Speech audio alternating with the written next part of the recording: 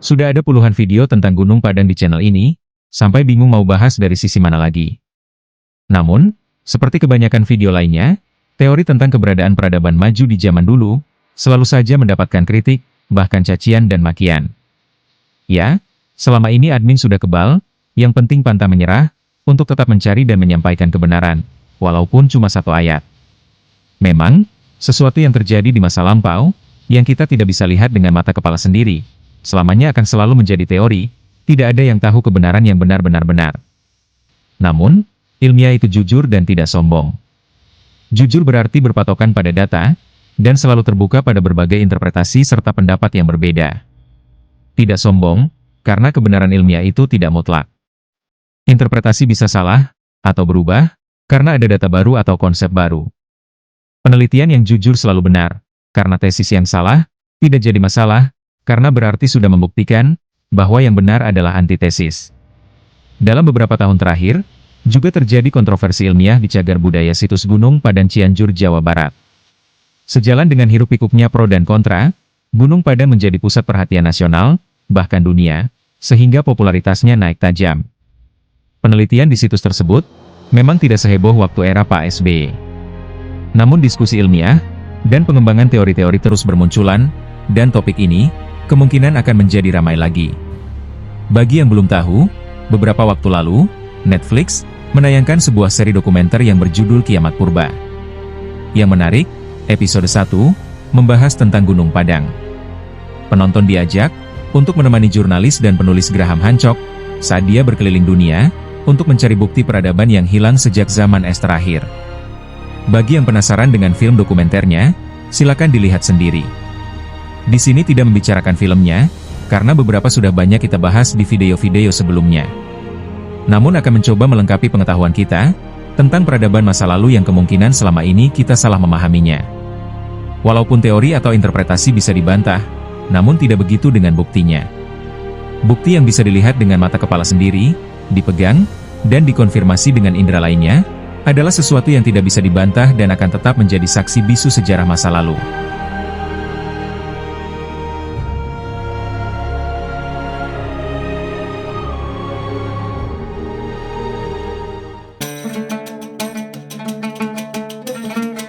Pengetahuan dunia saat ini hanya mengakui bahwa perkembangan peradaban manusia baru mulai sejak sekitar 11.000 tahun lalu.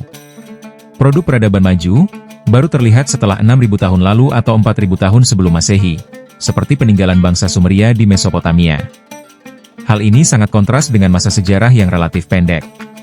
Para ahli geologi dan arkeologi dunia mengetahui bahwa manusia modern sudah ada sejak sekitar 195.000 tahun lalu. Artinya, dunia meyakini bahwa manusia tetap dalam zaman primitif, hidup berburu, dan tidur di hutan serta di gua-gua selama 185.000 tahun lamanya. Tapi tiba-tiba, sejak 10.000 tahun lalu, tanpa sebab yang diketahui, mendadak pintar. Ini jelas tidak masuk akal. Walaupun kita sambungkan dengan teori Nabi Adam yang turun dari surga ke bumi, dengan asumsi ujuk-ujuk langsung dewasa, juga tidak bertepatan. Diketahui, silsilah para nabi menurut Ibnu Katsir, Nabi Adam baru, ada kira-kira 6.000 sampai 10.000 sebelum Masehi, dengan asumsi, umur nabi-nabi sebelum Nabi Isa lebih panjang daripada manusia sekarang. Nabi Muhammad keturunan yang ke-82 dari Nabi Adam, sementara ahli sejarah berpendapat, antara Nabi Muhammad dan Nabi Adam, berjarak 6.155 tahun. Sementara, menukil dari buku Atlas Sejarah Nabi dan Rasul karangan Sami bin Abdullah Al-Maghluts versi bahasa Arab halaman 500 disebutkan, bahwa Nabi Adam, hidup kira-kira antara tahun 5872 sampai 4942 sebelum Masehi. Jika perkiraan hidup Nabi Adam hanya untuk menjawab peradaban Sumeria, masih bisa disambung-sambungkan. Karena diketahui, dalam sejarah disebutkan, peradaban pertama di permukaan bumi berasal dari Sumeria yang berkembang sekitar 6.000 tahun lalu.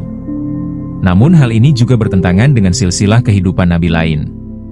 Karena beberapa pendapat mengemukakan, bahwa era peradaban Sumeria adalah zamannya Nabi Idris. Sedangkan Nabi Idris sendiri, merupakan keturunan ke-6 dari Nabi Adam. Penguat pendapat ini adalah, bukti-bukti adanya karya tulis tertua, memang ditemukan di tempat Nabi Idris menyeru kaumnya, yaitu tempat bangsa Sumeria. Diketahui pula, peradaban Sumeria, meninggalkan sejarah tentang aktivitas manusia yang tertulis pada tablet tanah liat, mengungkap perilaku manusia kritis, dan menguraikan hubungan antara Dewa Anunnaki dan bangsa Sumeria.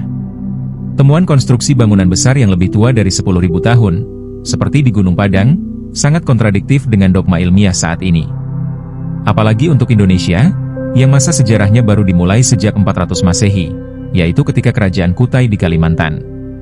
Tidak heran, kalau seorang sejarawan dari kelompok ABG akan mengatakan, bahwa temuan ini mustahil, karena kalau data populasi masyarakat Cianjur diekstrapolasikan ke zaman prasejarah, maka hanya sedikit orangnya, sehingga tidak mungkin mampu membuat bangunan sebesar ini. Pemikiran ini memang logis, tapi terlalu lugu, karena hanya benar jika diasumsikan masyarakat prasejarah tidak pergi dari Cianjur, atau musnah karena suatu bencana besar. Konsep siklus bencana alam katastrofik, bukan hal baru dalam geologi.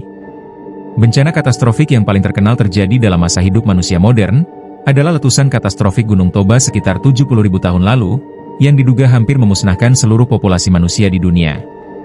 Konon, yang tinggal hidup hanya beberapa ribu orang saja.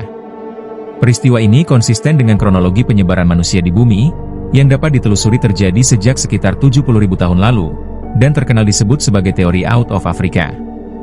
Hipotesa yang dikembangkan ketika membentuk tim katastrofi Purbaya itu, bahwa perkembangan peradaban atau kebudayaan di dunia tidak lurus atau terus-menerus, melainkan siklus, artinya berkali-kali terputus, atau hancur oleh berbagai bencana alam katastrofik, sehingga peradaban yang sudah maju bisa kembali menjadi primitif lagi, dan kemudian harus merangkak lagi untuk berkembang.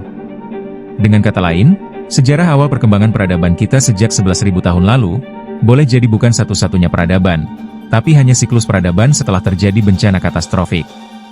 Dalam sejarah geologi kuarter, dikenal periode Younger-Dryas, sekira 12.900 sampai 11.600 tahun lalu, di akhir zaman Pleistosen. Sejak puncak zaman glasial, 20.000 tahun lalu, bumi memanas, dan es mencair. Namun suhu bumi turun tiba-tiba kembali anjlok seperti zaman es pada awal Younger-Dryas selama 1.300 tahun. Younger-Dryas diakhiri dengan naiknya suhu bumi yang juga sangat cepat, bahkan bisa jadi instan, sampai 5 hingga 10 derajat Celcius, sehingga es mencair mendadak menimbulkan banjir global. Disinyalir juga, bahwa pembebanan permukaan bumi tiba-tiba oleh massa air, dapat memicu gempa dan letusan gunung api, karena kestabilan kerak bumi terganggu. Penyebab terjadinya awal dan akhir Younger-Dryas sampai sekarang belum diketahui, atau lebih tepatnya masih kontroversi. Di antaranya, para peneliti dunia seperti Profesor Dr. Robert Scott dari USA, dan Graham Hancock dari UK, yang hadir sebagai pembicara utama dalam seminar Gunung Padang di acara Gotra Sawala tanggal 5 hingga 6 Desember 2013, mengajukan hipotesa, bahwa penyebab terjadinya awal dan akhir Younger-Dryas, adalah tumbukan meteor dan badai plasma matahari.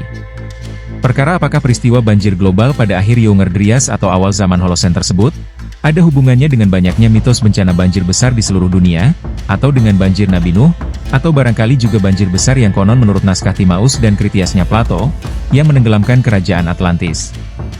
Barangkali, topik ini bisa dijadikan bahan banyak disertasi di bidang arkeologi, geologi kuarter, atau penelitian iklim dan bencana purba. Jadi, materi dasar yang dikontroversikan dalam penelitian Gunung Padang, sebenarnya biasa saja, tidak sulit-sulit amat. Tapi implikasinya terhadap ilmu pengetahuan memang luar biasa. Bahkan kelihatannya, tesis tentang peradaban maju di zaman es yang hilang karena bencana katastrofik, masih dianggap tabu oleh dunia pengetahuan. Ini jelas riset yang berat, dan tidak main-main.